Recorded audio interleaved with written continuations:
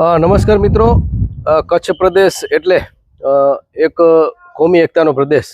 અહીંયા કચ્છ ધણી આવી આશાપુરાના દર્શન માટે અને હાજીપીર વલીના દર્શન માટે જ્યારે લોકો આવતા હોય ત્યારે એમ કહેવાય છે કે આ બંને સ્થાનકો લખપત, અબડાસા, નખત્રાણા અને ન માત્ર આ 3-4 તાલુકા પણ સમગ્ર 10 તાલુકા માટેનું ગૌરવનું એક સ્થાનક છે. અને પ્રવાસન ધામમાં જ્યારે આપણે માતાના મઢનો સમાવેશ થયો ત્યારે લોકોને ખુશી હતી કે બહુ સરસ મજાની સુવિધાઓ થશે. પણ સુવિધાના નામે આજે પણ મીંડું છે. 33 કરોડ રૂપિયા તમારા મોબાઈલમાં કેલ્ક્યુલેટર હોય તો તમે જોજો કે પાછળ કેટલા મહિના લાગે. કે આ એક એવો પ્રદેશ છે કે માતાના મઢની આરતી હોય ને ત્યાં ઢોલ અને શરણાઈ માટે મુસ્લિમ લોકો હોય. અને હવે યોગાનુયોગ આ સરપંચનું આ ગામનું પ્રતિનિધિત્વ કરવા માટે મુસ્લિમ પરિવાર આવે છે ત્યારે એમને પીડા છે કે જ્યાં પાણી ભરાય છે. હું પંકજને કહીશ, પંકજ પાછળથી આમ કેમેરો ફરાવ, ખાલી ટર્ન કર. હવે આ બધો જ રસ્તો અત્યારે તમને કોરો દેખાય છે. વરસાદમાં જે સરપંચ કાસમભાઈ કુંભારે જે વિડીયો લીધા છે હું બાજુમાં દેખાડીશ તમને કે વરસાદમાં આ રોડની સ્થિતિ કેવી હોય છે એ સરપંચે પોતાના મોબાઈલમાં ઉતારેલા છે. અને સરપંચના પદભારના બીજા તો આ પરિસ્થિતિ શું છે મળીએ આપણે સરપંચ કાસમભાઈ. ખાસ કરીને પહેલા તો અભિનંદન, તમે સરપંચ બન્યા અને એવી જગ્યાએ સરપંચ બન્યા કે સમગ્ર વિશ્વનું આસ્થાનું કેન્દ્ર છે. તમે જોવો છો કે ઘણી બધી સુવિધાઓનો અભાવ છે ત્યારે સરપંચ તરીકે, પ્રથમ નાગરિક તરીકે કેટલું દુઃખ થાય છે? હું પહેલો તો મા ન્યૂઝનો આભાર માનું છું. મા આશાપુરાના ધામ ઉપર મને એ માતાના મઢ ગામે વિશ્વાસ મૂક્યો છે તો હું વિશ્વાસથી જ કહું છું કે પેલો આ યાત્રિકો માટે બહુ દુઃખદ ઘટના છે. 33 કરોડ રૂપિયા જે ગ્રાન્ટ આવી છે પ્રવાસન નિગમ હોય કે ટુરિઝમ હોય કોઈ પણ કે સફાઈવાળા અહીંયા ટુરિઝમને સફાઈનો કરે છે, જે બી 1.5 લાખ કે 2 લાખ જે એ પ્રોપર સફાઈ થતી નથી. મેન જે 33 કરોડનો આપણે ભલે 33 કરોડ વાપરાઈ ગયા હોય સાહેબ, આપણે જે ગ્રાઉન્ડ ઝીરો જે નાક છે માતાના મઢનું, જ્યાં યાત્રિકો આવે છે, પ્રવેશ થાય છે, અહીંયા કોઈ ઝીરો ડેવલપ થયો છે. અમે મા ન્યૂઝને કહીએ છીએ તમે સરકાર ઉપર સમસ્યા અમારું મૂકજો. આ જ્યારથી સમસ્યા સોલ્વ નહીં થાય ત્યાં સુધી માતાના મઢનું ઝીરો જ ડેવલપનું જ મેસેજ જશે. આ શ્રાવણ મહિનો ચાલુ થાય છે, પ્રવાસનનો ઘસારો વધશે. નવરાત્રિના દિવસો કંઈ બાકી નથી રહ્યા. 2 મહિનામાં નવરાત્રિ આવશે. વરસાદ પણ નવરાત્રિમાં સંભાવના હોય જ છે. આજ નવરાત્રિમાં સંભાવના હોય તો અહીંયા યાત્રિકોનો શું તકલીફ પડશે એ અમને ખબર પડે. તમે જોયેલું? આ જોયેલું છે. અમે પહેલા પણ 5 વર્ષ સરપંચ રહી ચૂક્યો છું ત્યારે 1-2 વાર વરસાદ નવરાત્રીમાં પડેલું જ હતું. ત્યારે આ બધું કામ ડેવલપ થયેલું છે, સામે જોઈ રહ્યા છો.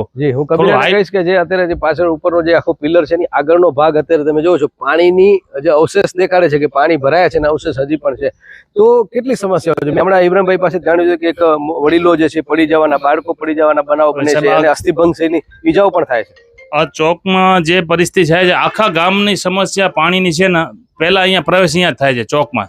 યાત્રિકોનો જ્યાં પણ ઉતારો છે આખા દેશમાંથી આવે પહેલા અહીંયા ચોકમાંથી પસાર થશે. અહીંયા પાણી ભરેલું હોય, કીચડ હોય, ખાલી છાંટા પડશે. અહીંયા છાપ લઈને જાય છે આપણે સરપંચ સાહેબ. મારે એ જાણવું છે કારણ કે લોકો જયારે આવે છે આ આશાપુરાના દર્શને તો એક ઇમેજ લઈને આવતા, પણ જયારે અહીંયાથી જતા હશે તો કેવી ઇમેજ લઈને જાય? માતાના મઢની એવી છાપ લે છે, તમે કરોડો રૂપિયા વાપરો કાંઈ નહીં. જ્યારથી આ સોલ્વ નહીં થયા રસ્તાનું ત્યારથી માતાના મઢનું ઝીરો છાપ જ જશે. ડેવલપનું કાંઈ ઝીરો થશે.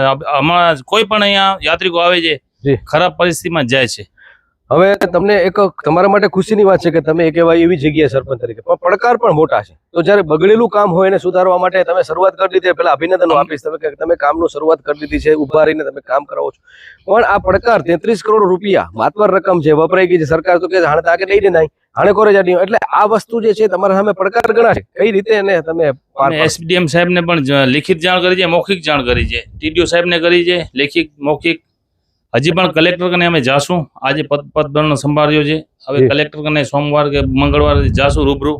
જયારે સાહેબ આ કામ નહીં થાય ત્યારથી માતાના મઢે યાત્રિકો અહીંયા ખોટો મેસેજ લઈને જશે. જી ઇબ્રાહીમભાઈ પાસે આવીશ કારણ કે એક જાગૃત અને ચૂંટણીમાં ખાસ કરીને પ્રજાનો શું અવાજ હોય છે એ બરાબર પારખે છે. વિધાનસભાની ચૂંટણી હોય, લોકસભાની ચૂંટણી હોય, તાલુકા કે જિલ્લા, આ ક્ષેત્રનું જાણીતું નામ છે. નમસ્કાર મિત્રો, મારું નામ ઇબ્રાહીમ હારૂન કુંભાર. હું લખપત તાલુકા પંચાયત સદસ્ય પ્રતિનિધિ.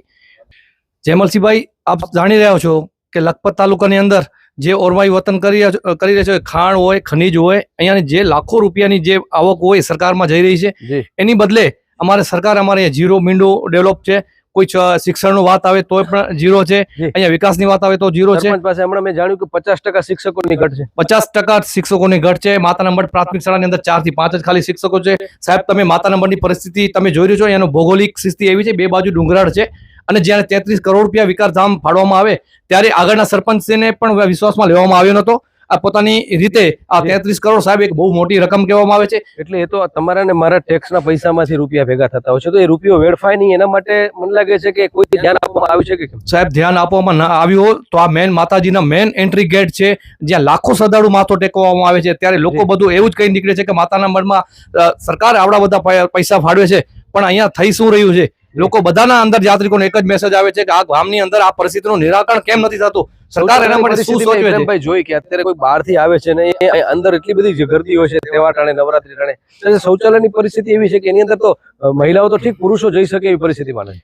સાહેબ, આ માતાના મઢની અંદર લાખો શ્રદ્ધાળુ બસ સ્ટેશનોમાં લેડીઝો હોય, જેન્ટ્સો હોય, યાત્રાળુ આવે છે, ત્યારે ટોયલેટની તરીકે એવી કોઈ સુવિધા આપ તમારે કેમેરાની નજરે છે કે પરિસ્થિતિ શું છે? કોઈ પાણીની વ્યવસ્થા નથી, બે શૌચાલયો બંધ પડ્યા છે. આવું મોટું યાત્રિક ધામ, તીર્થધામ હોય, ખરેખર અહીંયા મોટું અહીંયા શૌચાલય હોવું જોઈએ. અહીંયા હવે આજ રોજ માતાના મઢનું પદગ્રહણ કાસમભાઈ સરપંચ જ્યારે સંભાળ્યું છે, અમે આપના માધ્યમથી ખાતરી આપી છે કે આ માતાના મઢ યાત્રિક એવો કોઈ મેસેજ નહીં લઈ શકે જે સુધી અમારું નામ કે અમારા ગામનું નામ ખરાબ થાય ક્યાં વાત હે? એવું ન કરી શકશું. અને એનાથી પહેલા 5 વર્ષમાં કાસમભાઈ સરપંચે અહીંયાનું પદગ્રહણ કરી ચૂકેલા છે.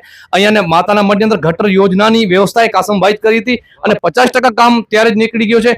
હવે જે ખૂટતી કામ છે, જે સરકાર શ્રી નામદાર નિવેદન છે, ગ્રાન્ટો પણ નથી, ત્યારે ગ્રાન્ટો હતી નથી, જીએમડીસી ની અંદર હોય કે સરકારની હોય. ખરેખર હવે અમે પહેલો તો ઠરાવ એ નાખશું કે જીએમડીસી ની અંદર પ્રોપર્ટી ટેક્સ નાખશું, જેના કારણે કેટલા બધા ઇફેક્ટેડ તમારે આમાં આજુબાજુ ઉદ્યોગો કેટલા ક્યાં આવે? અમારી બાજુમાં આશાપુરા કંપની હોય, પવન ચક્કીઓ હોય કે જીએમડીસી હોય, એના સિવાય અધર ઘણી કંપનીઓ અહીંયા આવે છે.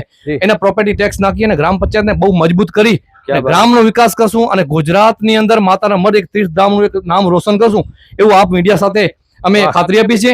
અને આ કામ જ્યાં સાહેબ આપ નજરીએ જોઈ અને આ પ્રશ્નો નિરાકરણ કરો એવી આપને અમે અપીલ કરી છે. જી, પદભારમાં ખાસ કરીને ઉપસરપંચ પદે જે છે બેન છે, એમના જ જે છે પતિ એમની સાથે, હા, શું નામ છે? હિતેશભાઈ. હા, હિતેશભાઈ અત્યારે આપણી સાથે એમનો પરિચય લેશું. અને ખાસ કરીને બંને આખી ટીમ જે છે સાથે મળીને કામ કરે. ટ્રસ્ટની જવાબદારી પણ જે છે એ ગ્રામ પંચાયતને સહયોગી બનીને, આજુબાજુના ઉદ્યોગો એકમોની પણ જવાબદારી છે કે ગ્રામ પંચાયતને સહયોગી બનીને, ધારાસભ્ય હોય, સંસદ સભ્ય હોય, તમામ, અને હવે તો પ્રવાસન નિગમમાં પણ જ્યારે આ વસ્તુ આવી છે ત્યારે આદર્શ જે છે એ ગામડું બનશે. એના માટે કાસમભાઈ પાસે એક ઘણી બધી ઓપોર્ચ્યુનિટી છે, પણ મને એવું લાગે છે કે પડકાર છે, પણ પડકારને આ ટીમ પહોંચી વળશે એવી સક્ષમતા પણ દેખાય છે. આપનો પરિચય? મારું નામ હિતેશ મહેશ્વરી છે. જી. મને હમણાં બિનારી ઉપસરપંચ પદે નિમણૂક કરવામાં આવ્યું છે. જી, ખાસ કરીને કઈ રીતે કામ કરશો બધા સાથે મળીને? કામ તો સૌ સાથે હળી મળીને કરશું. બાકી તો મેં 5 વર્ષ 10 વર્ષ મેન બજાર નોકરી કરી છે. મેન બજાર માતાના મઢ. તો સમસ્યા તમને ખબર છે? સમસ્યા તો ઘણી જ છે સાહેબ. જી, તો હવે સમસ્યાને ઉજાગર કરવા માટે સરપંચ અને બધા સાથે મળીને પ્રયત્ન કરશું. જિલ્લામાં જશું, તાલુકામાં જશું, જરૂર પડશે તો ગાંધીનગર જશું અમે માતાના આશાપુરા વિકાસ માટે. જી, વિરામ તરફ અંતિમ પ્રશ્ન જે છે સરપંચ આપું. સરપંચ, વિરામ લેશું. સ્ટાર્ટિંગ ત્યાંથી જ કરી હતી. સરપંચ, શિક્ષકોની ઘટ છે, અને આજે જે પ્રશ્ન જે સળગતો પ્રશ્ન છે, કારણ કે લોલીપોપ આપણા કચ્છને વર્ષોથી આપવામાં આવે છે. વાત એમ હતી કે સ્થાનિક શિક્ષકોની ભરતી કરવામાં આવે, પછી તે લોકો શબ્દ સાથે રમત રમી કે શિક્ષકની જે નોકરી છે ત્યાં જ નિવૃત્તિ થશે. હજુ પણ 4000 જેટલા શિક્ષકોની વાત હતી, ઘટ છે. તમારી ગ્રામ પંચાયતમાં પણ શિક્ષકોની ઘટ છે. ગામે લગભગ 400 છોકરાઓ પ્રાથમિક શાળામાં છે. જી. ને 4 થી 5 શિક્ષકો છે. આજે ગામમાં આપણે ઘરમાં 2 છોકરા હોય આપણે નથી સંભાળી શકતા. જી, તો 400 છોકરા 4 જણા, એટલે કેવી રીતે સંભાળતા હશે? એ ધન્ય છે આ શિક્ષકોને. એ ધન્ય છે આ શિક્ષકોમાં 8 ધોરણ ને 4 શિક્ષકો. હવે સાહેબ, આ મા ન્યૂઝને અમે કહીએ છીએ, કેવી રીતે આ શિક્ષણ ઉપર મેસેજ જાતું હશે? જી, તો કાસમભાઈ ગણિત ભણતા હશે તો ગુજરાતી બાકી રહેતું, ગુજરાતી ભણાવતા તો વિજ્ઞાન બાકી રહી જતું. તો આમાં શિક્ષક, આજે વિદ્યાર્થીઓ જે છે એ ગૌરવ બનવાની બદલે પછી ભવિષ્યમાં મજૂરીને એમાં જ લાગી જવાના છે. એટલે ખાલી ઘરેથી જઈ ને શિક્ષણમાં ખાલી હું આંટો મારી ને પાછા ઘરે આવે, અમને તો એવું જ લાગે છે અહીંયા શિક્ષકો. એના માટેનું આંદોલન શું હશે તમારું? હવે શિક્ષકો માટે અમે ડીડીઓમાં જાશું, શિક્ષણ અધિકારી પાસે જાશું, નહીં હોય તો અમે ગાંધીનગર બી જાશું. મેઇન કામ અમારું છે શિક્ષણનું ને આ એક રોડનું પ્રશ્ન. ટ્રસ્ટને પણ અમે કહેશું, હજી પણ કલેક્ટરને કહેશું. નવરાત્રિથી પહેલા જે અમારું આ કામ સોલ્વ થઈ જાય તો ખોટું મેસેજ માતાના મઢનું ન જાય. નહીં તો અમારું આ નવરાત્રી દરમિયાન શ્રાવણ મહિનો આવે છે, મોટા મોટા તહેવારો આવે છે, દિવાળી ઉપર આવે છે, તો અહીંયાથી ખોટું મેસેજ જશે કે ગામનું ડેવલપ 33 કરોડ રૂપિયા વાપર્યા, ડેવલપ શું? તો મિત્રો આ એક કાસમભાઈ, ઇબ્રાહીમભાઈ અને ઉપસરપંચ આ તમામને એક પીડા છે. અને મેં તમને કહ્યું ને કે માતાના માટે કે એવું એક સ્થાનક છે કે જ્યાં આરતીમાં મુસ્લિમ બિરાદરો, મુસ્લિમ ભાઈઓ જે છે એ આરતીમાં સહભાગી થતા હોય છે ઢોલ અને શરણાઈમાં. તો આજે જ્યારે એમને એક ગ્રામ પંચાયતની જવાબદારી મળી છે તો એ પીડા એમને છે, કારણ કે વડીલો જે છે ને આ ગામના વિકાસ માટે ભોગ દીધો છે સાહેબ. એટલે તમામ જ્ઞાતિઓ, 18 વર્ણ આ ગામના ચિંતા માટે જ્યારે જે ચિંતા સેવતા હોય ત્યારે સરકારની નૈતિક જવાબદારી બને છે. અને અન્ય જે ધારાસભ્યો કે કોઈ પણ જિલ્લા તાલુકા એ રાગ દિવસ મૂકીને જે છે એ ગામના વિકાસ માટે સરપંચને, ગ્રામ પંચાયતને સહયોગી બને, એ મને લાગે છે કે આ બહુ નૈતિક જવાબદારી એમની બને છે. એટલે કે હવે આ ટીમ જીતી ગઈ છે કે આ પેનલ જીતી ગઈ છે એટલે પાકે કોરો એ માનસિકતા આવનારી ચૂંટણીમાં એમને નુકસાન પહોંચાડી શકે છે. 2027નો આ હરીશો છે, કરશો એવું જ તમે ભોગવશો.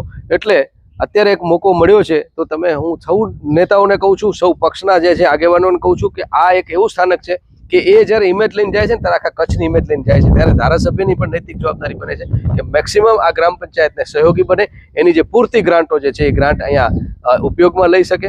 ફરી એકવાર ખૂબ ખૂબ આભાર. પંકજ કબીરા, ભાવેશ ભાનુશાલી અને વિમલ સોની સાથે જયમલસિંહ જાડેજા, મા ન્યૂઝ, માતાના મઠ, લખપત, ગુજરાત.